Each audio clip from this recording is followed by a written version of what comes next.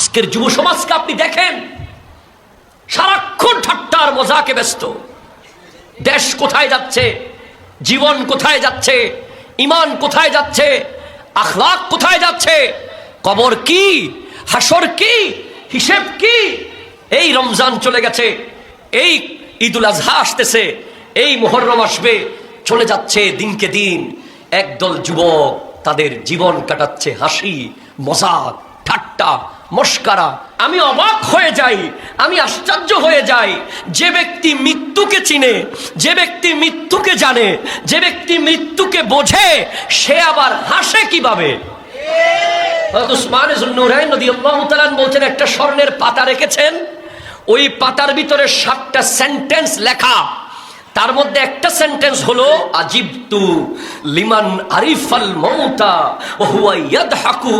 যে মৃত্যু সম্পর্কে জেনেছে, যে লাশ দাফন করতে দেখেছে, যে কাফন পরাতে দেখেছে, যে গোসল দেওয়াতে দেখেছে, যে কাফনের দোকান থেকে কাফন কিনতে দেখেছে, সে আবার ঠাট্টা কিভাবে করে, সে আবার মজাক কিভাবে করে, সে আবার রাস্তায় দাঁড়িয়ে দাঁড়িয়ে বন্ধু বান্ধব নিয়ে মানুষকে টিটকারি কিভাবে মারে, তার আবার অট্টহাসি কিসের, তার আবার দাঁত দেখানো হাসি কিসের।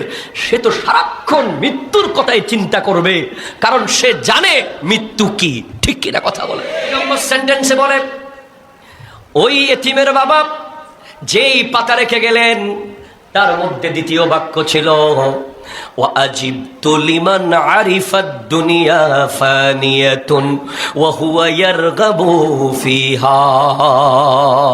আল্লাহু আকবার বলে।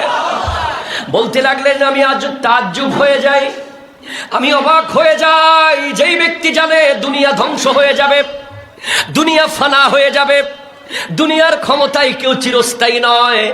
ফেরাউন দুনিয়ায় ছিল, আজকে আছে নাকি? নমরুদ আছে, হিটলার আছে, হামান আছে, ইয়াজিদ আছে? নাই, কেউ থাকবে না।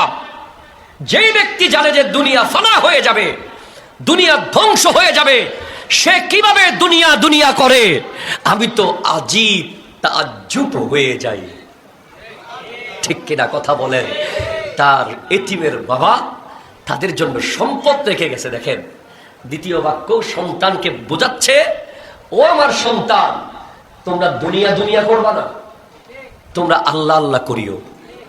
কথা কয় না? ঠিক কিনা বলেন? তোমরা কি করিও? কুল্লু মান আলাইহা ফান ওয়া ইয়াবকা ওয়াজহু রাব্বিকা যুল জালালি ওয়াল ইকরাম। সব কিছু ফানা হয়ে যাবে।